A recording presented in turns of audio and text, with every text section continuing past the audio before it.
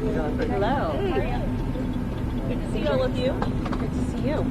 There's a lot of press out here, so it would be rude of me not to stop and take a few questions. I just want to say happy Monday. The weather is beautiful. We have another very busy week here at the White House, as you know. The Chancellor of Germany will be here later this week on Thursday for a visit with the President. The President will also be holding a roundtable with law enforcement later this week as well. Today he is packed with meetings and calls on all of the challenges our country faces, but there's a lot of good news on the economic front as well. You see the inflation report. Inflation is down. We saw a report this morning showing that incomes are up. Consumer confidence in May jumped to the highest it has had in a month jump in 4 years. So there's a lot of good news. There's a lot of work to do, and the President's hard at it. So why don't I take a few questions? What can you say to the Jewish community today to ensure that the White House is doing everything they can to keep them safe after the horrific attack in Boulder, and also the 2 Israeli embassy staff who were targeted just last week here in our nation's capital? Yeah, we have seen 2 horrific cases of anti-Semitic violence in our country in the last 2 weeks, and it is unacceptable to this President and this White House. And rest assured, to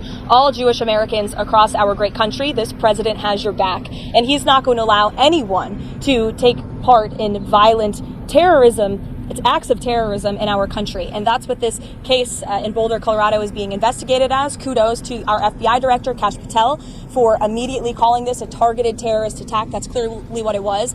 But I'd also like to point out that this administration has done more than any administration to curb this violence and to curb illegal immigration. We secured our border in record time, but we're also tightening up our visa process and our legal immigration process. And we know that this individual, this terrorist, was allowed into this country by the previous administration, was foolishly given a tourism visa, and then was illegally allowed to stay. These individuals are going to be deported, and we're not going to tolerate such violence in our country. Karoline, last week you told me that Donald Trump was waiting until the talks between Russia and Ukraine today in order to make a judgment on whether or not Vladimir Putin wanted peace. Mm-hmm. Those talks have happened. Where does he stand, and is he willing to impose additional sanctions? I'll let the President speak on that himself. Today, the Russian and Ukrainian delegations met in Istanbul, but the Turkish president is suggesting that it's high time that leaders, President Erdogan, President Trump, President Putin, and President Zelensky meet in Istanbul.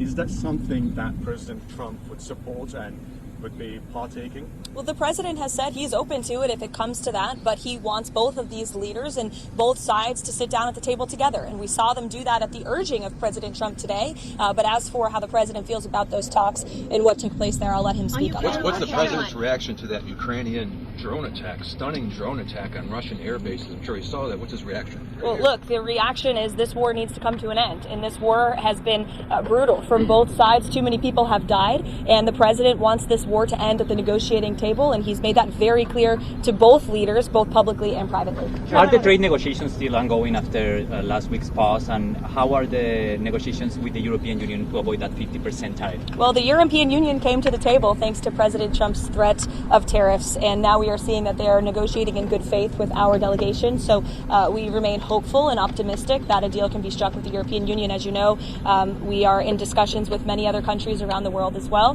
who understand the need to cut a good deal with this president and the administration. And Secretary Bessent and Secretary Lutnick, Ambassador Greer continue to work around the clock on this. These attacks are concerned. You saw the firebombing of the Pennsylvania governor's mansion, as well as what happened over at the museum here in Washington, and now this most recent attack. Is there concern in the administration that there could possibly be some sleeper cells here in the United States?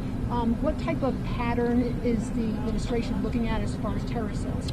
Well, there's certainly a concern that the previous administration allowed way too many terrorists and illegal immigrants into the interior of our country. And that's why the Department of Homeland Security is working overtime to arrest, detain, and deport as many illegal criminals and terrorists that we can in the United States of America. And any act of violence will be prosecuted to the fullest extent of the law. President Trump has talked about wanting to meet with President Xi for a long time. Kevin Hassett over the weekend previewed a possible conversation between the two of them, including possibly this week.